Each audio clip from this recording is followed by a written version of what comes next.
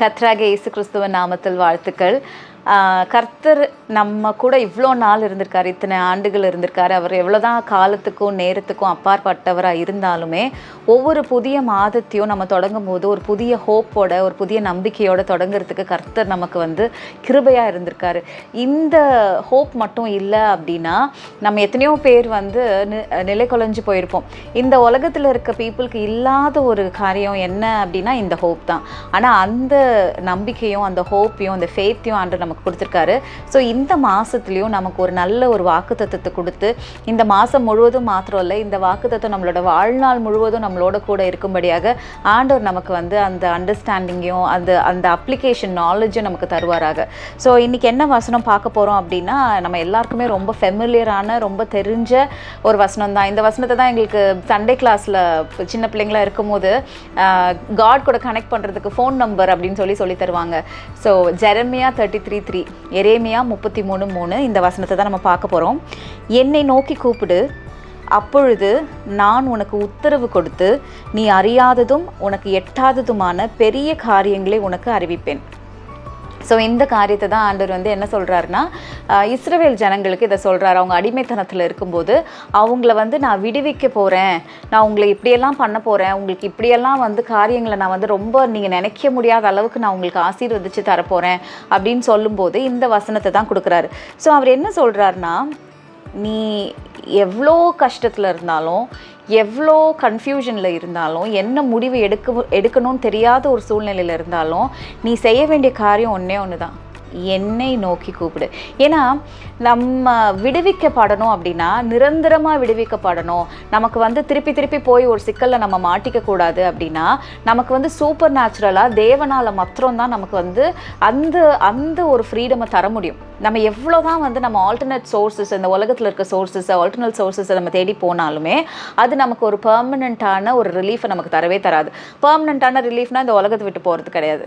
பெர்மனண்ட்டான ரிலீஃப்னா தேவன் கொடுக்குற சமாதானம், பீஸ் தட் பாஸத் ஆல் அண்டர்ஸ்டாண்டிங். என் தேவன் எனக்காக கண்டிப்பாக ஏதாவது ஒன்று செய்வார் அப்படிங்கிற நம்பிக்கை. அப்படிதான் அந்த நம்பிக்கை தான் என்னது, ஃபேத்து. அந்த நம்பிக்கை தான் ஹோப்பு. அதுதான் தேவன் கொடுக்குற ரிலீஃப். யூஸ்வலி நம்ம என்ன பண்ணுவோன்னா, ரிலீஃப் அப்படின்னு உடனே போதும், இந்த உலகத்தின் பாடுகள் போதும் அப்படின்னு நினைப்போம். இன்னும் இந்த உலகத்தில் பாடு அனுபவிச்சது போதும், இந்த உலகத்தை நன்மை அனுபவிக்கிறதுக்காக ஆண்டவர் நம்மளை இங்கே வச்சுருக்காரு. ஏன் அப்படின்னா நம்ம நன்மை அனுபவிக்கிறது மாத்திரம் இல்லை, மற்றவங்களுக்கு ஒரு மாதிரியாக, மற்றவங்களுக்கு ஆசீர்வாதமாக இருக்கிறதுக்காக தான் தேவன் நம்மளை இந்த உலகத்தில் வச்சுருக்காரு. அப்போது என்ன சொல்கிறார் ஆண்டவர், அப்பொழுது நான் உனக்கு உத்தரவு கொடுத்து. உத்தரவுனா என்ன, ஆன்சர். நம்ம பீப்புள் கிட்ட சில நேரத்தில் சில ஹெல்ப் கேட்கலாம்.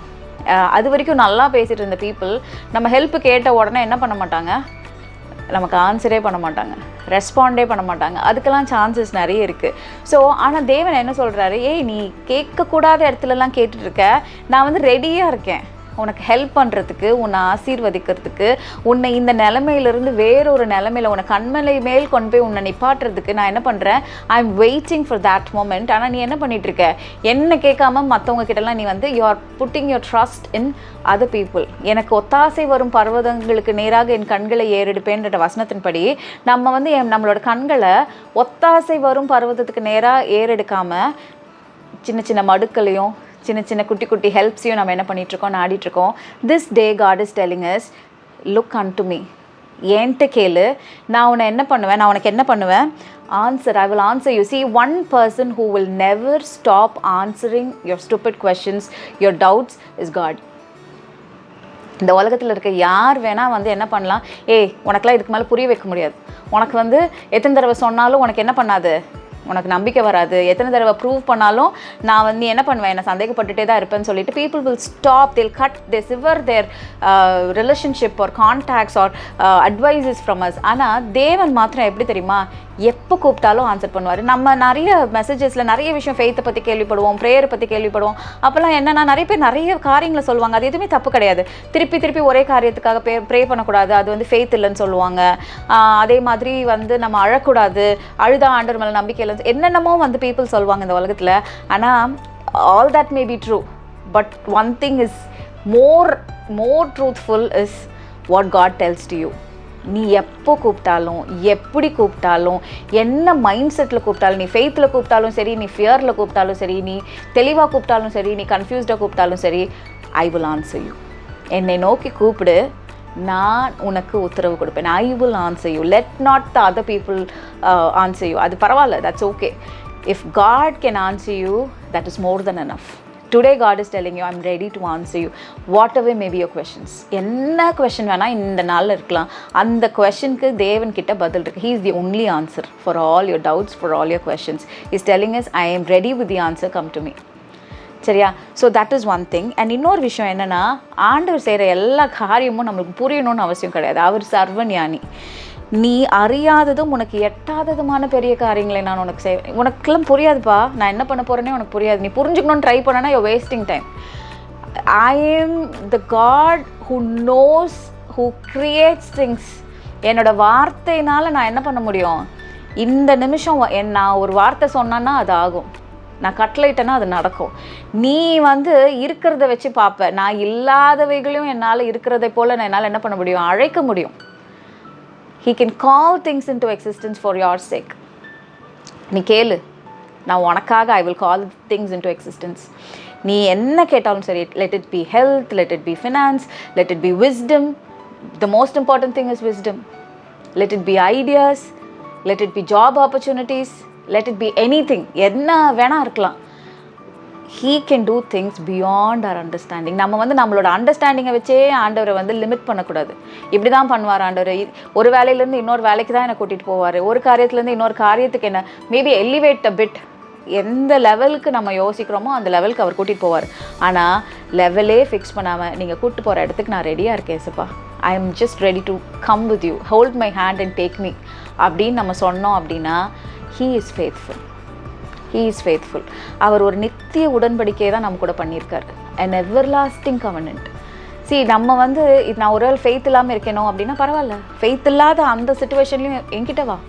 அவர் சொல்ல கண்டிஷன்ஸே போடலை.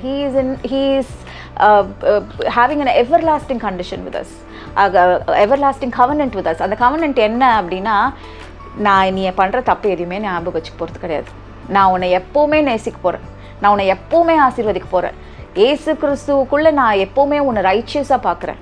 So he is making an everlasting covenant with us. And that covenant says, ask of me, என்கிட்ட கேளு. நீ என் நாமத்தினால நீ எதை கேட்டாலும் நான் தருவேன். நீ இன்னும் எதுவுமே கேட்கலையே அப்படிங்கிறார். ஸோ அப்படிப்பட்ட தேவன் இன்றைக்கி என்ன சொல்கிறாருன்னா, எந்த நிலமையில் இருந்தாலும் ஃபெய்த் இல்லையா, ஐயோ எனக்கு ஃபெய்த் இல்லை அதனால தான் கிடைக்கல, யோசிக்காத. எனக்கு ஃபெய்த் இல்லைன்னா பரவாயில்ல, ஆனால் என்னை அழைத்தவர் he is a faithful God. எனக்கு கான்ஃபிடென்ஸ் இல்லைனா பரவாயில்ல, எனக்கு விஸ்டம் இல்லைனா பரவாயில்ல, எனக்கு எது இல்லைனாலும் பரவாயில்ல. பீப்புள் உனக்கு இதெல்லாம் தான் பிரச்சனை, இதெல்லாம் மாற்றிக்கோ அப்படின்னு சொல்கிறாங்கன்னா அது அவங்களோட பெர்ஸ்பெக்டிவ், அவங்களோட ஒப்பீனியன். ஆனால் what is God's opinion about us? Come to me, call upon me, என்னை நோக்கி கூப்பிடு, நான் உனக்கு உத்தரவு கொடுத்து நீ அறியாததும் உனக்கு எட்டாததுமான பெரிய காரியங்களை செய்வேன். இந்த மாதம் ஆண்டவர் நம்ம எதிர்பார்க்காத, அறியாததும் எட்டாததுமான பெரிய காரியங்களை செய்ய போகிறார். அதை நம்ம ரிசீவ் பண்ணிக்கணும். ஜஸ்ட் டெல் காட், நான் ரிசீவ் பண்ணுற எண்டில் இல்லைன்னா என்னை தூக்கிட்டு போய் அந்த எண்டில் வைங்க. எனக்கு அங்கே போக தெரியாமல் தான் நான் இங்கே நிற்கிறேன். I don't know how to receive, teach me how to receive, take me there அப்படின்னு நம்ம கேட்கலாம். Today he is ready to take you, and throughout your life he is ready to show you things that you can't think or imagine. Amen. Have a blessed month. இந்த காணொளியை பார்த்த உங்கள் எல்லோருக்கும் நன்றி. நீங்கள் மட்டுமல்ல, உங்கள் குடும்ப நபர்கள் மற்றும் உங்கள் நண்பர்கள் என அனைவரும் தேவ ஆசீர்வாதத்தை பெற்றுக்கொள்ளுமாறு இந்த காணொளியை பாருங்கள். தேசத்துக்கும் சமுதாயத்துக்கும் நீங்கள் ஆசீர்வாதமாய் இருக்க இந்த ஊழியத்தை ஜெபத்தால் தாங்குங்கள்.